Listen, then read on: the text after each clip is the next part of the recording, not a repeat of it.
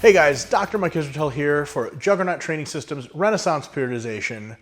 Calf hypertrophy is on the menu, and because I have small calves, they're not in the shot. JK, they're huge, or at least I'm trying, damn it.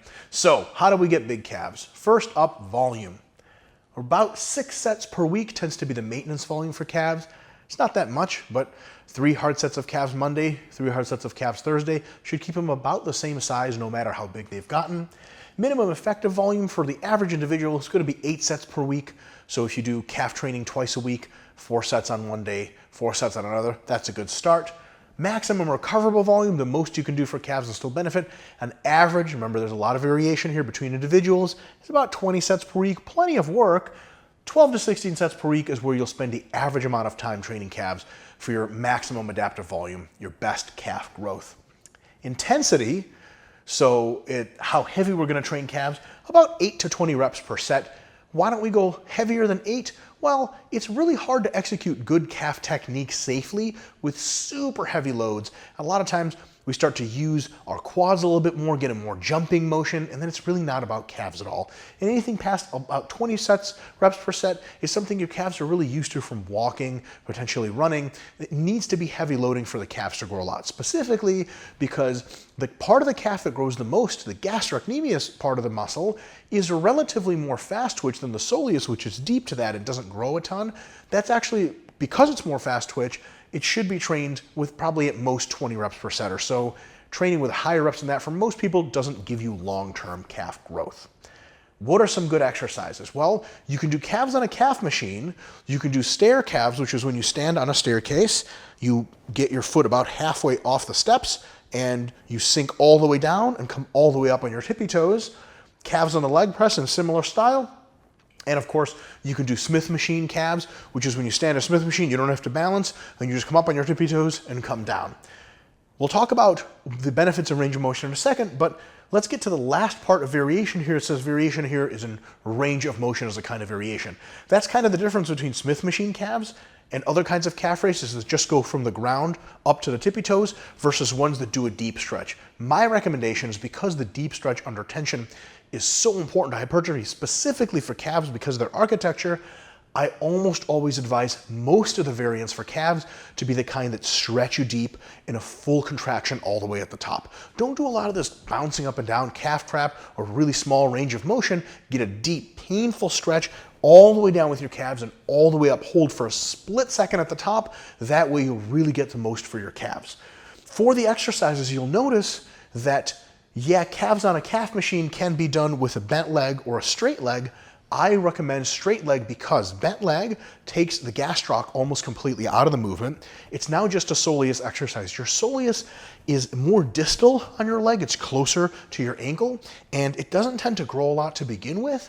And even if it does, it gives you kind of a blocky Kinkles look to your calves. The gastroc is the diamond-shaped part. If that part is the biggest, it makes your calves look big, and it makes them look really aesthetically pleasing with a small ankle and a really big flare before you hit the knee. I recommend most calf exercises for that reason to be with a straight leg, not with a bent leg. As far as more variation, you can go exercise to exercise, do one of these exercises for 2 or 3 months, then move on to another. And of course, loading, you can do some of your sets or some of your exercises closer to the 8 rep to 10 rep range, some in the middle at 15 reps, and some higher with 20 reps per set or something like that. Frequency for calves really does matter on the individual. Some folks will get calves that get sore and really decrease force production for quite a while. For those folks, I'm one of them. 2 times a week calf training works really well. But if your calves tend to recover pretty quickly, don't be scared to move up to 3 and maybe even 4 times a week for calf training. A lot of times the reason you can't do more than 4 times a week, your calves themselves will be fine, but your Achilles tendon and other structures in your ankle may get a little bit inflamed, under-recovered if you try to train calves way too much.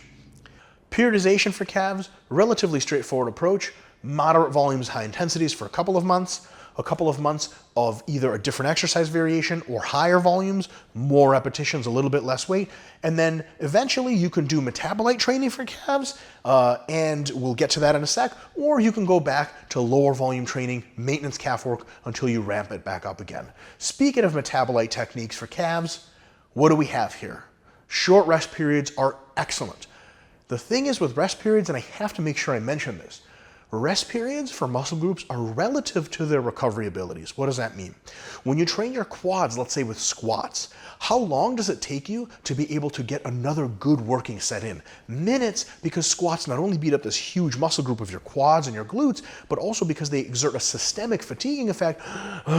You're out of breath. It's going to be hard to do squats with 30 seconds rest in between. Your lower back's going to give out, your lungs are going to give out, your quads aren't going to get a good workout. For calf raises, it's a small muscle group. It's really well vascularized. So 30 seconds of rest on calves a lot of times clears metabolites almost completely. So that's really the normal training rest that you should be taking. I would say 45 seconds to a minute rest between calf sets is more than enough for almost every calf exercise. Don't go sitting around 2 or 3 minutes between calf sets for no damn reason whatsoever. Just like if you're training your forearms or something like that, you just don't need that much time between sets because it clears so fast. So what does short rest period look like for calves? 30 seconds or less. Do a set of calf raises with light weight, maybe for 20 reps. Rest 10 seconds. Do another set. 10 seconds, do another set. You can do drop sets on a calf machine like that. And when push comes to shove and you really want a maximum stimulus to grow for calves, this doesn't work all the time. Maybe once every couple of months or so, you can do occlusion training with your calves. It is going to be painful. How do you do that? You basically knee wrap your knees and then you do calf raises. Usually you don't need much resistance, just do them on the stairs with no added weight. Do as many raises as you can on the stairs, step off the stairs, let your metabolites just start barely seeping out, you're just not in great pain anymore, step back up, do as many raises as you can while the knee wraps stay on. 4 or 5 sets of this later, you're gonna be burning alive. It's gonna be a great stimulus. It doesn't last, it only works for a couple of weeks until it just makes you tired. Use it for a month here and there, and then move on for the rest of your stuff. Before I let you guys go, one big tip for calf training. It's a process that takes a long time. You can get, not overnight, but you can notice bicep hypertrophy within a couple of months of starting to train it. There's like a shape to the muscle that just starts to look different. You've been using your calves your whole life to walk around. Calves are going to take a long time to get bigger. They do get bigger. And a lot of times you have to gain weight for them to get bigger. Be patient. Don't do calves for a couple of weeks and then not really notice much and stop. Right? A lot of people do that and then they just never get big calves. Be patient and slowly get stronger in the moderate rep ranges for calves. Full stretch, full contraction, full range of motion. Make a religion out of it.